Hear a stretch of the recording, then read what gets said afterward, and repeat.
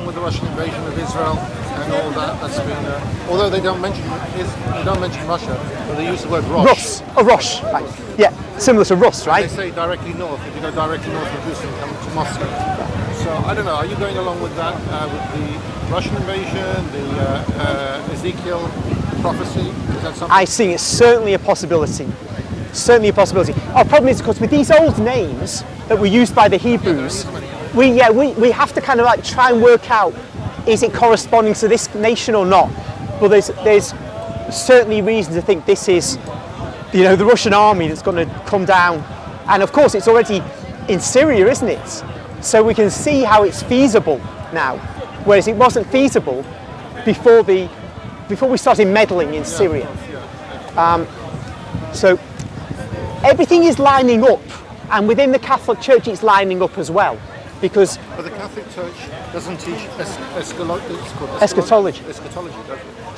Oh yeah, we do believe there's a last things. We don't do it in the way the Protestants do. That's where they're much more emphatic about what's going to happen, and sometimes they say when it's going to happen, and we've always been wary of that. Well, that's prohibited in Judaism to give a date, because what you can do, like Shabtai Tzvi, the false Messiah, you probably heard. Oh yeah. Where he said this would happen and nothing happened, and the Jews got depressed and went away from there. Wasn't he told by the Sultan, you convert to Islam or we're going to kill you, and then he converted? So it showed he was a false Messiah.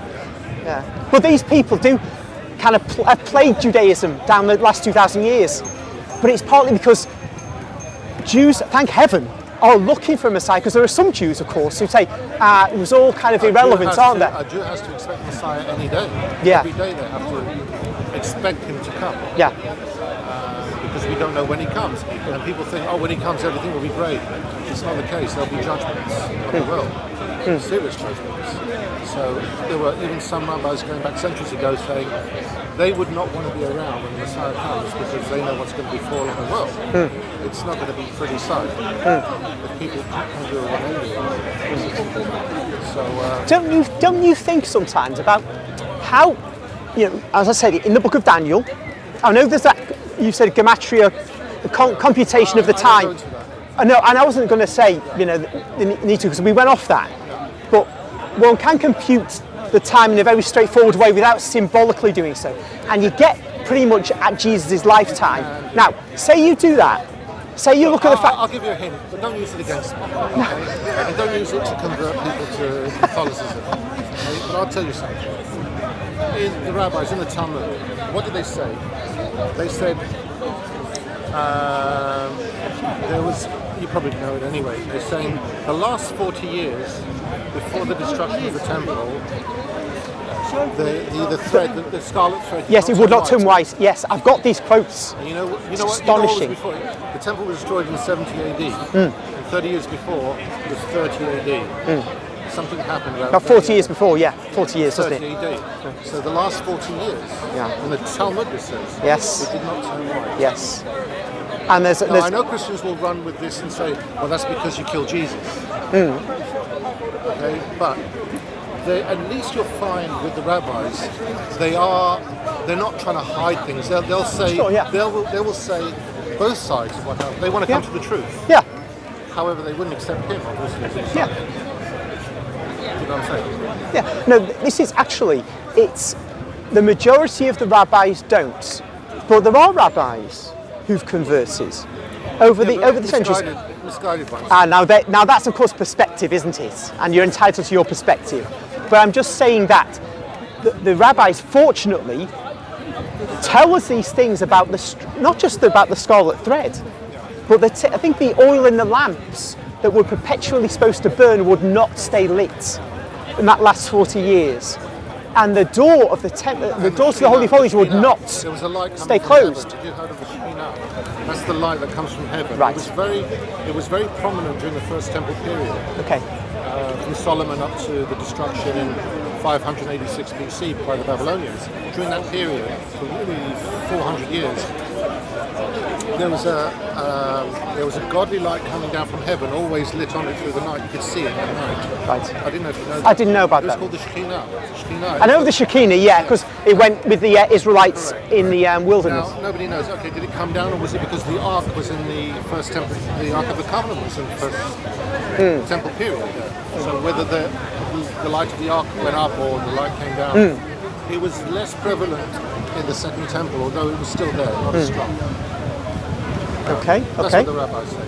But I think those things, and the fact that from 70 AD, because when the Babylonians came and destroyed the nation, the southern kingdom, in 587 to 586 BC, and the Assyrians did it in 722 BC for the northern tribes.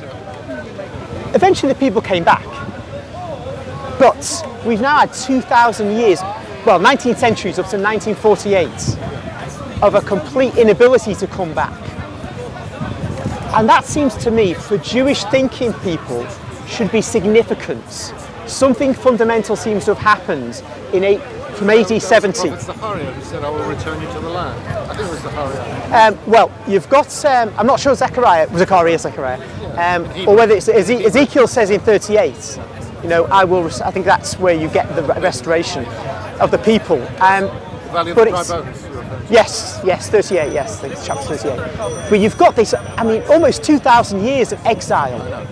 And of course, if this is an end times event, the restoration of the people to the lands, then it again suggests the question, what happened around in the 1st century AD to cause such a catastrophe greater than the nation had ever seen since the nation was established.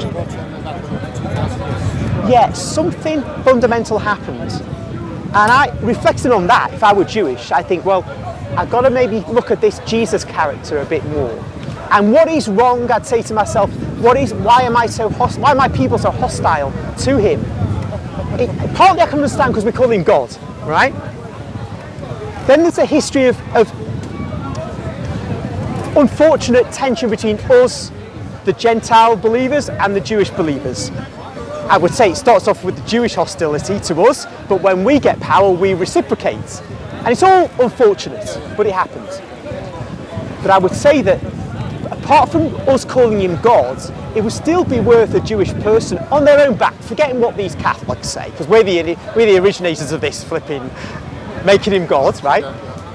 For a Jewish person himself to look at this figure, then that would seem to me the thing to do, because I suspect that many Jewish people wonder, did we really make a big mistake here?